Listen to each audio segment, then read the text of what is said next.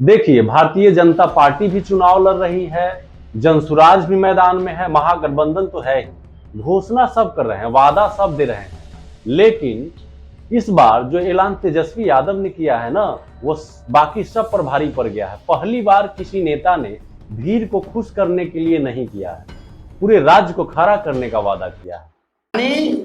सरकार बनते ही 20 दिनों के अंदर अधिनियम बनाएंगे और 20 महीनों के अंदर जिस परिवार में भी सरकारी नौकरी नहीं है, तेजस्वी उस हर परिवार को एक सरकारी नौकरी दिलाने का काम करेगा।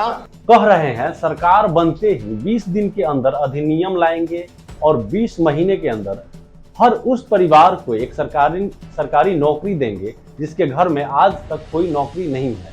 अब सुनने में तो ये लाइन हर घर तिरंगा जैसी लगती है, जोश वाली, भावनात्मक, बड़ी बड़ी, लेकिन जब हमने इसको ध्यान से स्टडी किया, समझने की कोशिश किया, तो पता चला कि इसमें एक बहुत गहरी सोच छिपी है।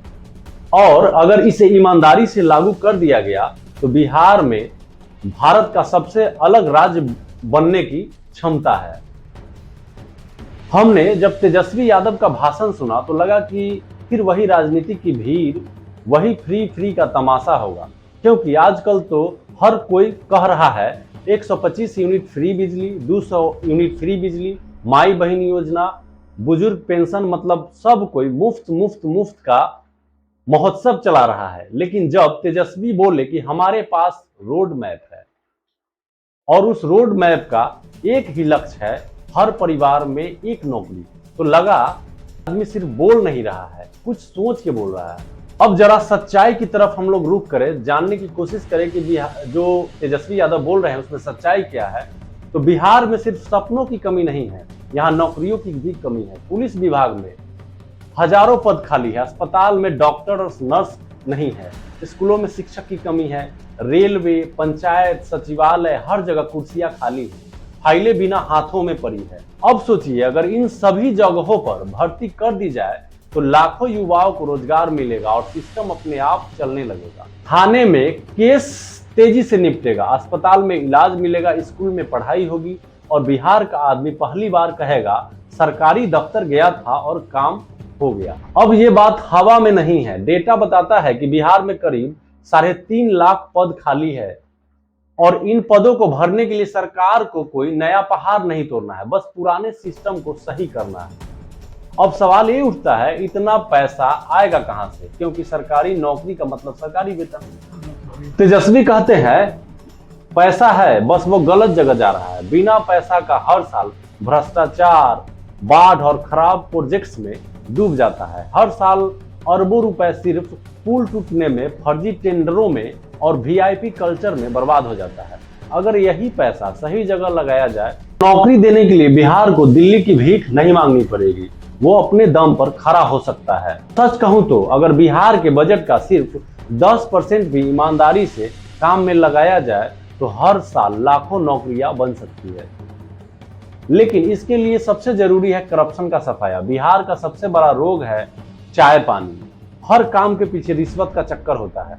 अगर इस सिस्टम को डिजिटल बना दिया जाए, भर्ती पारदर्शी कर दी जाए, तो आधी समस्या यही खत्म हो जाती है, क्योंकि नौकरी देना मुश्किल नहीं है, सही तरीके से नौकरी देना मुश्किल है। तेजस्वी यादव की सोच सिर्फ सरकारी नौकरी तक नहीं रुकती है। वो कहते हैं बिहार को कमाने वाला राज्य बनाना है। आईटी पार्क चाहिए, डिफेंस कॉरिडोर चाहिए, मेगा फूड पार्क चाहिए, टेक्सटाइल हब चाहिए।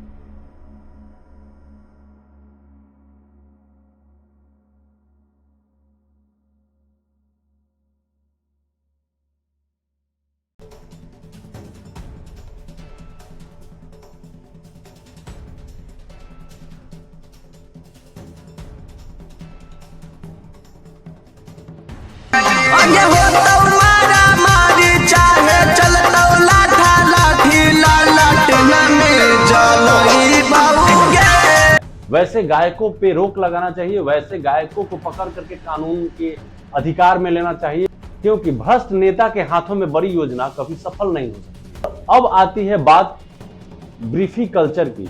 बिजली फ्री, पेंशन फ्री, योजना फ्री, सब फ्री, लेकिन भाई कोई ये भी बोले कि फ्री का पैसा आता कहां से है? टैक्स कौन देता है? सरकार जो भी देती है वो टैक्स से देती है, और टैक्स कौन देता है? हम और आप। तो जब सरकार सबको फ्री देती है तो असल में वो आपके पैसे से ही दे रही है। इसलिए बिहार को फ्री की राजनीति से नहीं, कमाई की राजनीति से उठाना होगा।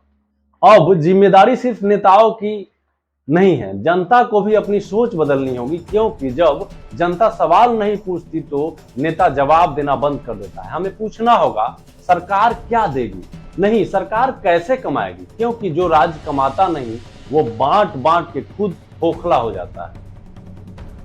बिहार में सब कुछ है, मिट्टी उपजाऊ है, लोग मेहनती है, संस्कृति जिंदा है, बस एक ईमानदार नियत चाहिए।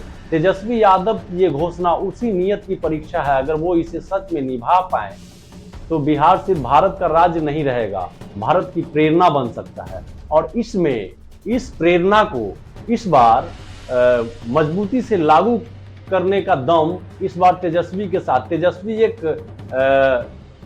उस युद्ध के लिए चले हैं जिसका सारथी एक इस बार पान समाज का नेता जो है आईपी गुप्ता कर रहे हैं। बिहार का जितना भी रैली है, जितनी भी रैलियां है, अधिकतर आप देखेंगे कि एक ताती तत्वा और पान समाज से निकला हुआ, आंदोलन से निकला हुआ एक पार्टी, आईआईपी पार्टी, जिसको तेजस्वी यादव ने साधने का काम किया। और इसके सबसे बड़े जो नेता है आईपी गुप्ता, वो इनके सारथी बने हुए हैं। और इस बार एक इतिहास होगा कि 15 सालों में तेजस्वी ने जो चुनाव हारा है, अगर इस बार वो चुनाव जीतते हैं तो इस चुनाव को जिताने का उस सारथी को क्रेडिट निश्चित तौर पे जाएगा जिसने इस रथ को हाँकने का बीड़ा उठाया है, जिनका नाम आईपी गुप्ता है।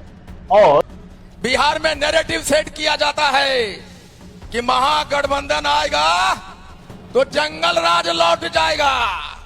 नहीं, तो बिहार में 20 बरस से इतना डर है, शासन प्रशासन को मजबूत नहीं कर सके। अगर आज भी जंगल राज का डर लगाता है, एनडीए के सरकार, नरेंद्र मोदी जी, नीतीश कुमार जी, आपका सुशासन फेल हुआ है। आईपी गुप्ता जिंदाबाद। सोचिए, अगर हर घर में एक सरकारी नौकरी आए तो क्या बिहार की तस्वीर नहीं बदलेगी? क्या तब कोई दिल्ली, पंजाब या मुंबई भागेगा? नहीं, तब लोग बाहर से बिहार आएंगे। और अगर ये सपना हकीकत बना तो बिहार बोलेगा अब हम भी कर सकते हैं। कहीं ना कहीं इस बार का जो सारथी बने हैं आईपी गुप्ता, वो अपने समाज को, पान और स्वासी समाज को महागठबंधन के साथ पूर्ण रूप से जोड़ने का कोशिश कर रहे हैं। और हर जगह, हर उस विधानसभा में जा रहे हैं जहां पे ताती पान समाज का संख्या काफी है, बहुत ज्यादा संख्या पान ताती की है। और ऐसे कोई भी विधानसभा नहीं है जहां पे 25,000, 20,000 से कम जनसंख्या हो। वैसे तो गुप्ता जी बताते हैं कि बिहार में 80 लाख के आसपास पान की संख्या है, 80 लाख से 1 करोड़ की। तो अगर इस तरह से गुप्ता जी इस रथ को आगे चला रहे हैं, सारथी बने हुए हैं, तो कतई इस पे शक नहीं होनी चाहिए कि इस बार बिहार में बदलाव होगा। और इस तरह का बदलाव देखा जा रहा है। तो इस वीडियो को शेयर कीजिए ताकि ये बात सिर्फ महागठबंधन तक न रहे, बल्कि बीजेपी, जनसुराज और बाकी सब के दिमाग में भी जाए। क्योंकि अगर कोई भी पार्टी हर घर रोजगार की बात करती है तो फायदा आखिर आपका ही होगा। धन्यवाद। मैं हूं अशोक अंशुमन और आप देख रहे हैं द लिट्टी चोखा। सोचिए और सवाल कीजिए, क्योंकि सवाल करने वाला ही बिहार को बदल सकता है। धन्यवाद।